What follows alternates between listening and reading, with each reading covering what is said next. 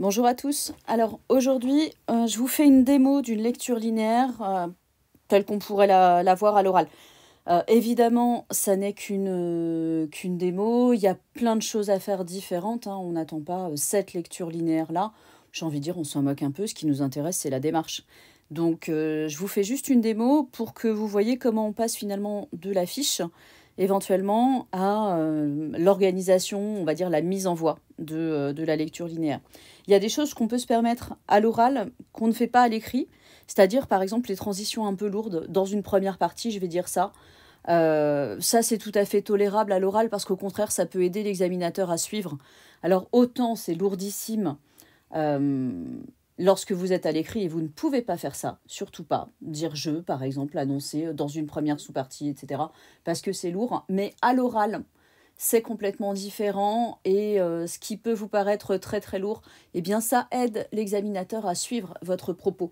Pensez bien que l'examinateur, il est là toute la journée, il vous écoute parler pendant 15 minutes, il n'a pas forcément l'habitude et ben, il est comme vous, il a du mal à se concentrer sur ce que vous pouvez dire. Donc de temps en temps, avoir des petites béquilles comme ça, enfin moi en tout cas en tant qu'examinatrice, j'apprécie vraiment, même si c'est de temps en temps un petit peu lourd. Ne vous inquiétez pas non plus si vous êtes stressé, c'est normal, c'est votre premier oral et de toute façon on le sait. Donc voilà, j'essaye de vous faire une démo, donc ça va durer à peu près 10 minutes, hein, parce que si on est dans le récapitulatif du temps, la lecture linéaire, ça doit durer 8 minutes, la lecture dure à peu près 2 minutes. Alors là, je vous fais la démo sur un poème de Rimbaud. Évidemment, la lecture, vous n'êtes pas forcément à 2 minutes, mais c'est pas grave, parce que là, c'est un sonnet, donc 14 vers. On va pas les dire dans tous les sens pour que ça tienne 2 minutes, mais c'est tout à fait logique. Donc, on y va. Alors, je prends pour base l'affiche que je vous ai montrée dans une précédente vidéo. Donc, vous voyez que là, j'ai mon texte. Là, j'ai mon intro, ma conclue. Je vais repartir de là, hein, de toute façon. L'intro, ça doit pas être hyper long. La conclusion non plus, c'est un rappel. Ce sont presque des formules de politesse.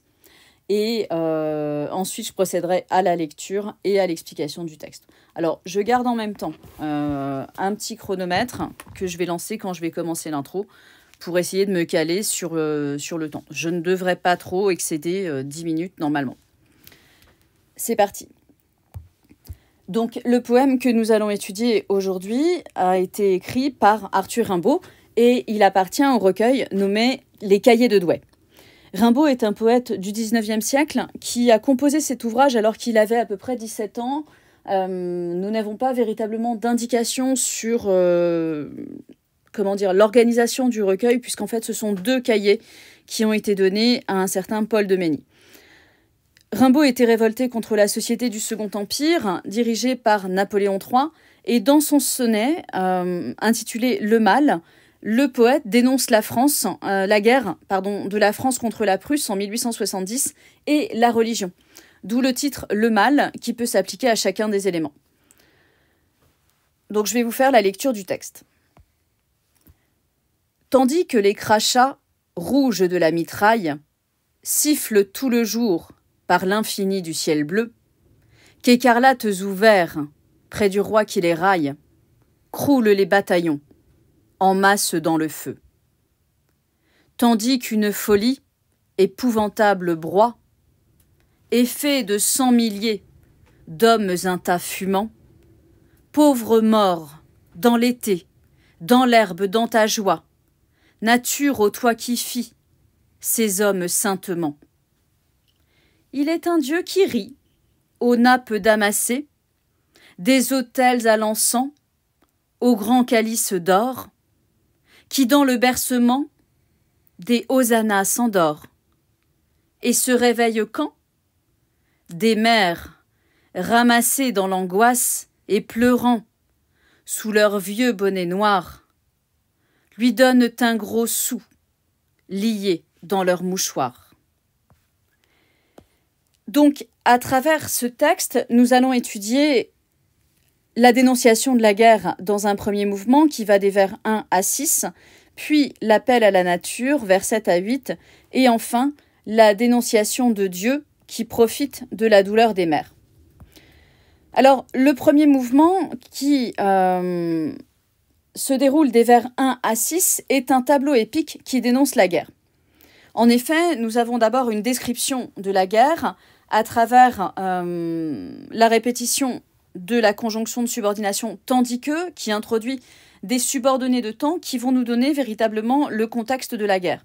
Tandis que les crachats rouges de la mitraille ou encore tandis qu'une folie, épouvantable broie. Nous pouvons observer que le poète emploie le présent de narration à travers les verbes siffle, raille ou encore croule, ce qui rend les bataillons plus présents, ce qui rend les actions de la guerre plus présentes pour le lecteur.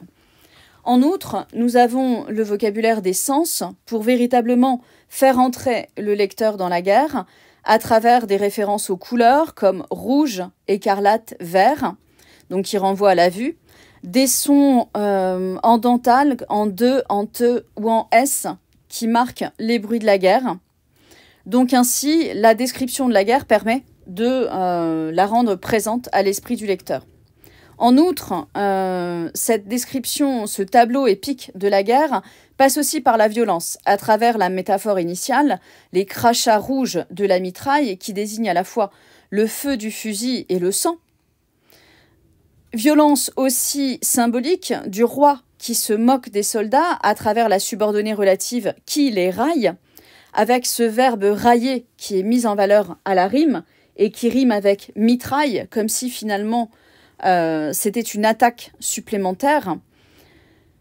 De même, la violence de la guerre se marque par l'expression « dans le feu », mis en valeur à la fin de la première strophe, qui marque la métaphore filée de l'enfer sur terre que l'on va véritablement avoir dans ce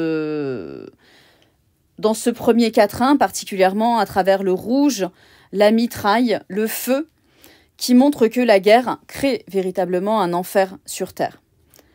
En outre, cette description épique de la guerre passe par la dévastation des hommes, qui se marque par les hyperboles pour accentuer le nombre de soldats morts. Ainsi, on accroule les bataillons en masse.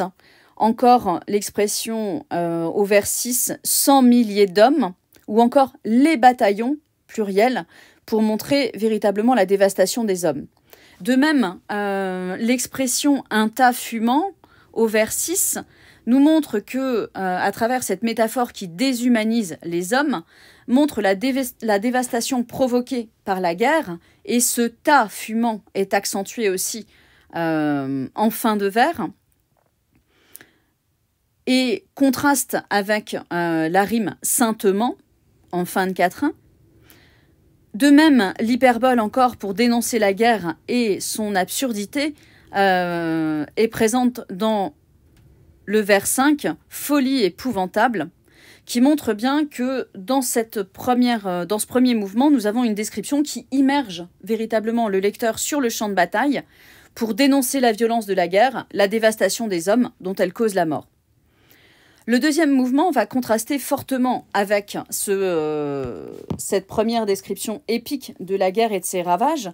En effet, il s'agit d'une apostrophe à la nature, dans les vers 7 à 8. C'est une sorte de pause dans le texte que l'on peut marquer tout d'abord par les tirets. Au début du vers 7 et à la fin du vers 8, pause dans le texte et des points d'exclamation pour marquer la pitié véritablement du poète envers les soldats par l'expression « pauvre mort », pour bien montrer que nous sommes dans un registre pathétique. De même, dans l'été, dans l'herbe, dans ta joie, nous voyons ici le rythme ternaire qui ressemble véritablement à une prière que l'on ferait à la nature. L'emploi de la deuxième personne du singulier montre bien l'apostrophe du poète à la nature. Et cette expression ternaire contraste avec la guerre et montre que la guerre est une sorte de profanation de l'œuvre de la nature, puisque cette œuvre de la nature, elle est marquée par le verbe faire, ô toi qui fis ces hommes saintement. Saintement, on est bien dans le vocabulaire religieux pour montrer, qui est mis en valeur en fin de rime et de strophe, en fin de vers, pardon, et de strophe, pour montrer véritablement l'appel à la nature considéré comme une divinité qui est ici profanée par la guerre. C'est pas sans rappeler le poème Soleil et chair en tant que nature divine. De même, ensuite, nous passons au troisième mouvement, des vers 9 à 14, qui va dénoncer un deuxième mal, qui est la dénonciation de Dieu, qui exploite véritablement la douleur des mères des soldats. On peut observer dans le premier tercet de ce sonnet l'égoïsme de Dieu. Ce contraste du Dieu présenté avec cette nature bienveillante du deuxième quatrain.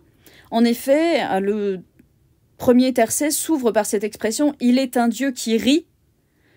Un premier hémistiche extrêmement choquant, accentué par des mots courts. Rit est mis en valeur à la césure, donc c'est une attitude extrêmement dérangeante de Dieu qui paraît se moquer des hommes, sans parler de la question théologique du rire de Dieu qui peut se poser. La richesse de Dieu est marquée aussi par son vocabulaire, par le vocabulaire employé, les nappes damassées, les grands calices d'or, évocation de cette richesse choquante dans un contexte de guerre, et qui préfigure l'aspect profiteur, si l'on peut dire, de Dieu. Au vers 11, qui dans le bercement des hosannas s'endort, montre bien, à travers la relative, que Dieu n'écoute pas les prières, mais même s'endort pendant celle-ci. L'endormissement s'endort qui rime avec or, donc Dieu est présenté en quelque sorte comme un riche égoïste ici. Mais c'est aussi, si l'on peut rajouter encore au mal de Dieu, la religion qui est qualifiée par un Dieu cupide. En effet, et se réveille quand Dieu se réveille seulement pour récolter de l'argent, donc il ne s'intéresse qu'à l'argent, ce qui est accentué en début de tercet.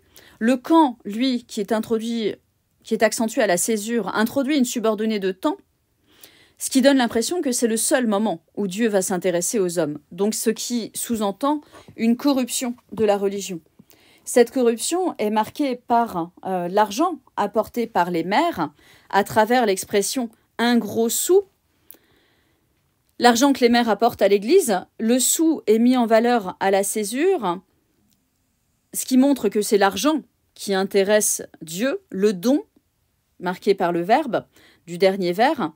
Et cette corruption de Dieu est d'autant plus scandaleuse que nous avons affaire à des mères en deuil à cause de la guerre. On peut voir le vocabulaire du deuil à travers les expressions pleurant ou angoisse, ou même le bonnet noir, qui renvoie à une image pathétique des mères, avec le participe passé ramassé, employé en position d'adjectif. On peut voir la pauvreté et la soumission des mères, qui montrent qu'elles sont courbées en signe de respect pour Dieu, mais courbées aussi par leur douleur, tandis que le vieux bonnet accentue encore leur pauvreté, et le gros sou lié dans leur mouchoir, le gros ici montre que les mères donnent en quelque sorte toutes leurs économies à la religion, et ainsi le poète donc dénonce ce Dieu égoïste et cupide qui se moque du sort des hommes et profite des mères en deuil à cause de la guerre. Donc en conclusion, nous avons donc pu observer à travers ce poème que le lecteur est plongé dans la guerre afin de mieux dénoncer sa violence et la dévastation des hommes. Puis, il s'agit de faire un appel à la nature pour montrer qu'elle est une divinité bienveillante, tandis que la religion vers laquelle se tournent les hommes et les mères en particulier profite de la guerre et est une religion égoïste. D'où la qualification de mal pour la guerre et la religion. Ce poème peut nous faire penser à un autre texte du recueil sur la guerre, Le Dormeur du Val, qui dénonçait la guerre cette fois en présentant un jeune soldat mort qui paraissait dormir au milieu de la nature. Donc voilà pour cette démo d'explication de texte. J'ai un peu dépassé, je suis à 11,36 au lieu de 10, donc il faut abréger un petit peu.